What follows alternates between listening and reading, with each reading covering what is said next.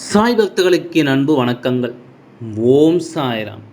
என் அன்பு குழந்தையே, சாயப்பா உன் வாழ்க்கையில் அடுத்தடுத்து நல்ல விஷயங்களை செய்து கொடுக்கப் போகின்றேன். ஏனென்றால் என் குழந்தைக்கு உன் சாயப்பாவால் நிறைய ஆசைகள் எல்லாம் நிறைவேறினால்தானே மகிழ்ச்சியாக இருக்கும். அதோடு இதுவரை தீர்வு கிடைக்காத எத்தனையோ பிரச்சனைகளை எல்லாம் நான் தீர்த்து வைக்கவும் போகின்றேன். என் அன்பு குழந்தையே, உன்னுடைய கஷ்டங்களுக்கு எல்லாம் மெல்ல மெல்ல முடிவுக்கு வரத்தான் போகின்றது. உன்னுடைய கடன் பிரச்சனை எல்லாம் தீரத்தான் போகின்றது. நீ எதிர்பார்த்தபடியே உனக்கு பணவரவு அதிகமாக இருக்கப் போகிறது. நீ வேண்டியபடியே உன்னுடைய ஆசைகள் எல்லாம் நடக்கத்தான் போகின்றது. நான் உனக்கு அந்த பணத்தை கொடுக்கத்தான் போகின்றேன். நீ இப்பொழுது பணம் இல்லாமல் தவித்து கொண்டிருக்கின்றாய் அல்லவா? உன் பண பிரச்சனையை தீர்ப்பதற்காகத்தான் நான் ஒருவரை அனுப்பி இருக்கின்றேன். அவர் மூலம்தான் உனக்கு பணமானது கிடைக்கப் போகின்றது. யார் என்று நீ அடையாளத்தை தெரிந்து கொள்ள வேண்டும். ஏனென்றால் உனக்கு பணத்தினை கொடுத்து உதவுவது இந்த அப்பாவாக கூட இருக்கலாம் அல்லவா? இன்றைய காலகட்டத்தில் இப்போது இருக்கின்ற சூழ்நிலையில் உனக்கு பண கஷ்டம் அதிகமாகவே இருக்கிறது. அந்த பணப்பிரச்சனை உனக்கு தீரும் வகையில் நான் ஒரு வழியை ஏற்படுத்தி இருக்கின்றேன். அந்த வழி உன்னுடைய பண பிரச்சனைகளை எல்லாம் தீர்த்துவிடும். அதிலிருந்து தான் உனக்கு நிரந்தர வருமானமும் கிடைக்கப் போகின்றது. இதற்கு பிறகு உன் பண பிரச்சனையை தீர்ப்பது இந்த அப்பாவினுடைய பொறுப்பு. என் குழந்தைக்காக நான் இன்று ஒருவரிடம் பணம் கொடுத்து அனுப்பி இருக்கின்றேன். அவர் நிச்சயமாக உன்னை தேடி வருவார். அவர் யார் என்று அறிந்து கொண்டு அதை நீ பெற்றுக்கொள்ள வேண்டும். அது உனக்கான பணம் என்பதை நீ மறந்துவிடக்கூடாது. அதனை நீயாக சென்றாலும் சரி, இல்லை அவராகவே வந்து கொடுத்தாலும் சரி, நான் தான் உன் பண பிரச்சனையை தீர்க்கப் போகிறேன் என்பதை எப்பொழுதும் நீ மனதில் வைத்து கொள்ள வேண்டும். நீ எப்போது அந்த பணத்தினை வாங்குகிறாயோ அப்போது முதலே என்னுடைய ஆசீர்வாதம் உனக்கு பணம் மூலமாக கிடைத்து கொண்டே இருக்கும். உன்னுடைய கர்ம வினைகள் எல்லாம் நீங்க போகின்றது. உன்னுடைய கடன் பிரச்சனைகள் எல்லாம் தீர்ந்து பணமழையில் நீ நனையத்தான் போகின்றாய். உன்னுடைய பண பிரச்சனைகள், சொத்து பிரச்சனைகள் எல்லாமே கூடிய விரைவில் நிவர்த்தியாகத்தான் போகின்றது. உனக்கு அதிகமாக கடன் இருக்கிறது என்று இனி நீ கவலைப்பட வேண்டாம். இனி உன் வாயிலிருந்து பணம் இல்லை என்ற சொல்லை சொல்லிவிடக்கூடாது.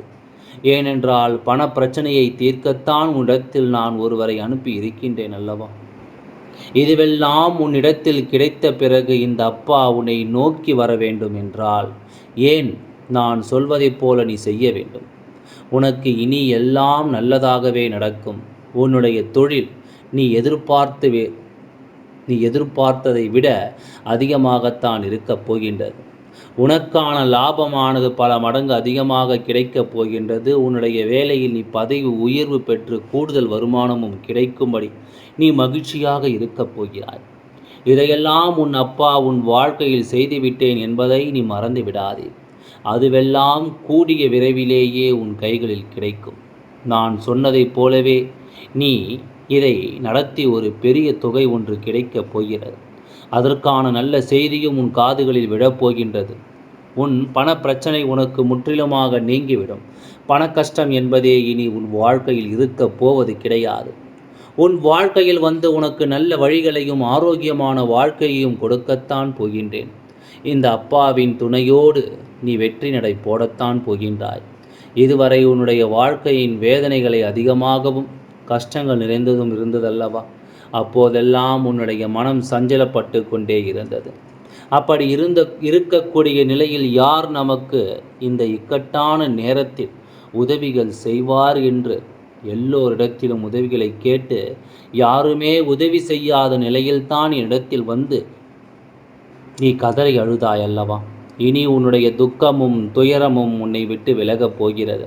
வாழ்க்கையில் இனி முன்னேற்றத்தை தான் நீ காணப்போகின்றாய். இதுவரை உன் வாழ்க்கையில் நடந்த கசப்பான சம்பவங்களை எல்லாம் நீ மறந்துவிடு. அதையெல்லாம் நீ ஒரு பாடமாக எடுத்துக்கொண்டு இனி உன் வாழ்க்கையில் என்ன செய்ய வேண்டுமோ அதை மட்டுமே நீ யோசித்து செய்ய வேண்டும்.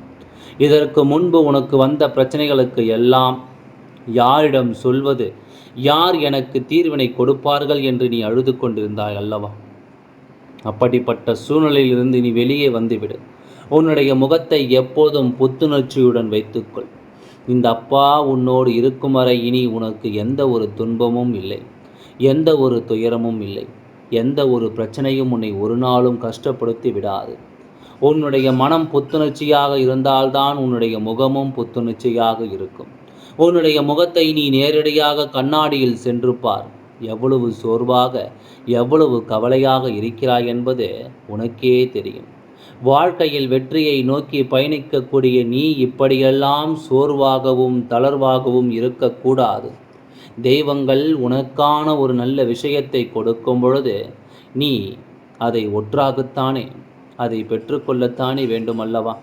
இங்கு இருக்கின்ற மனிதர்கள் எல்லோரும் வாழ்க்கைக்கான அர்த்தத்தை தான் தேடிக்கொண்டிருக்கின்றார்கள். ஆனால் எப்படி வாழ்வது என்று தெரியாமல் இதையெல்லாம் கண்மூடித்தனமாக செய்து கொண்டிருக்கின்றார்கள். வாழ்க்கைக்கான அர்த்தங்களை நாம் வாழும் முறையிலேயே கண்டுபிடித்து கொள்ளலாம். நாம் வாழ்கின்ற வாழ்க்கையில் பிறருக்கு நன்மைகள் மட்டுமே செய்கின்றோம். நம்மால் யாரும் துன்பப்படவில்லை என்றால், நம்மால் நிறைய பேர் பலனடைந்திருக்கிறார்கள் என்றால், அதுவே நம் வாழ்க்கைக்கான அர்த்தம். ஏனென்றால் நாம் ஒருவரின் மூலமாக எத்தனையோ பேர் தங்களுடைய வாழ்க்கையை சிறப்பாக வாழ்கிறார் என்பது உனக்கான பெருமை அல்லவா?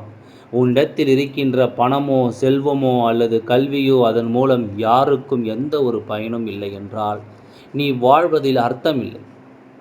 ஆனால் அதுவே உன்னிடத்தில் இருக்கின்ற விஷயம் மற்றவர்களுக்கு ஏதாவது ஒரு வகையில் பயன்படுகிறது, அதனால் அவர்கள் மனம் மகிழ்ச்சியோடு இருக்கிறார்கள் என்றால் அதுதான் உன் வாழ்க்கைக்கான அர்த்தம் என்பதையும் நீ புரிந்து கொள்ள வேண்டும். ஒருவருக்கொருவர் சார்ந்து வாழ்வதுதான் இந்த பூமியின் தத்துவம் என்பதையும் நீ புரிந்து கொள்ள வேண்டும். யாரையும் சாராமல் இந்த பூமியில் தனியாக வாழ்ந்துவிட முடியாது குழந்தையே. உயிரற்ற பொருட்களான தண்ணீரும் காற்றும் இல்லையென்றால் இந்த பூமியில் யாரும் உயிர் வாழ்ந்துவிட முடியாது. அதுபோலத்தான் உன்னுடைய வாழ்க்கையில் நம்பிக்கையும். எந்த நிலை வந்தாலும் மீண்டு வந்து விடுவோம் என்ற நேர்மறையான எண்ணங்களும் எப்பொழுதும் இருந்து கொண்டே இருக்க வேண்டும். இந்த பதிவை கேட்பதற்கு நிச்சயமாக ஒரு காரணம் இருக்கிறது. அது என்ன தெரியுமா? உன்னுடைய வாழ்க்கையின் பார்வை மிக மிக அரிதாக இருக்க வேண்டுமானால் இந்த பிறவியின் பலனை நீ அடைய வேண்டும். உன்னுடைய வாழ்க்கையில் எத்தனை பெரிய கஷ்டங்கள் வந்தாலும் அதையெல்லாம் உன்னுடைய தூய மனதை ஒருபொழுதும் பாதிக்காது. எல்லோருடைய பாதையிலும் பூக்கள் இருக்கும் என்று சொல்லிவிட முடியாது அல்லவா?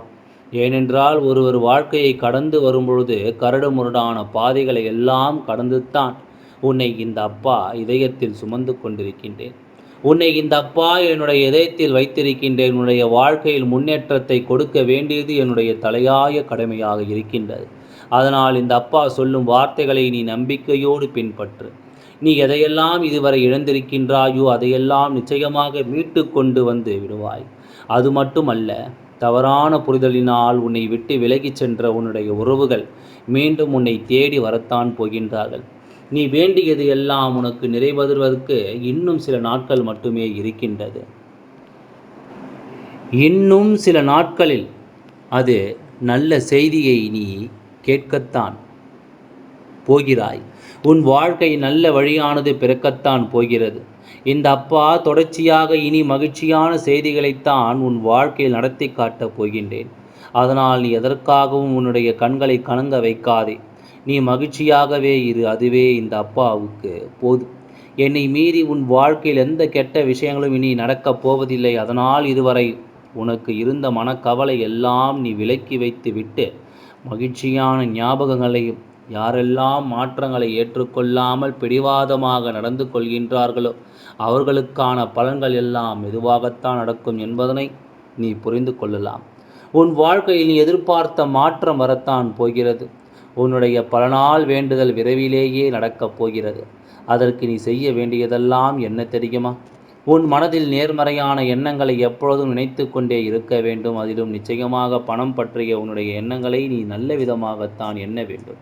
ஒரு பொழுதும் என்னிடத்தில் பணம் இல்லையே என்று நினைக்கக்கூடாது. என்னிடத்தில் பணம் பெறப்போகிறது. நான் நன்றாக என்னுடைய செலவுகளை எல்லாம் செய்யப் போகிறேன். என்னுடைய கடன் பிரச்சனைகளை எல்லாம் நான் தீர்க்கப் போகிறேன் என்று நீ மகிழ்ச்சியாக சொல்ல வேண்டும். உன்னிடத்தில் வரும் பணத்தை நீ கையாளும் போது நன்றி உணர்வுடன் கையாள வேண்டும்.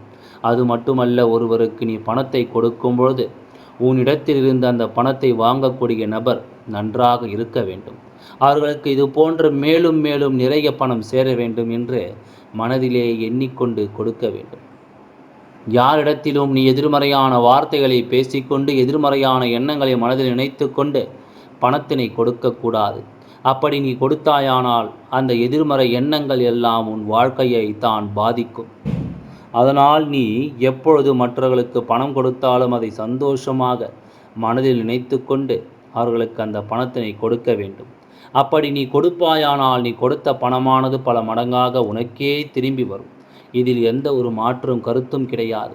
ஏனென்றால் இது எல்லாம் பிரபஞ்ச விதி என்பதையும் நீ மறந்து விடாதே. உன்னுடைய ஆசைகள் எல்லாம் நிறைவேறுவதற்கு இந்த பிரபஞ்சமும் தயாராகத்தான் இருக்கின்றது.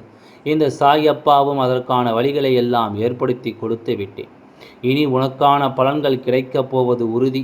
இதை எந்த ஒரு அந்நிய சக்தியாலும் தடுத்துவிட முடியாது.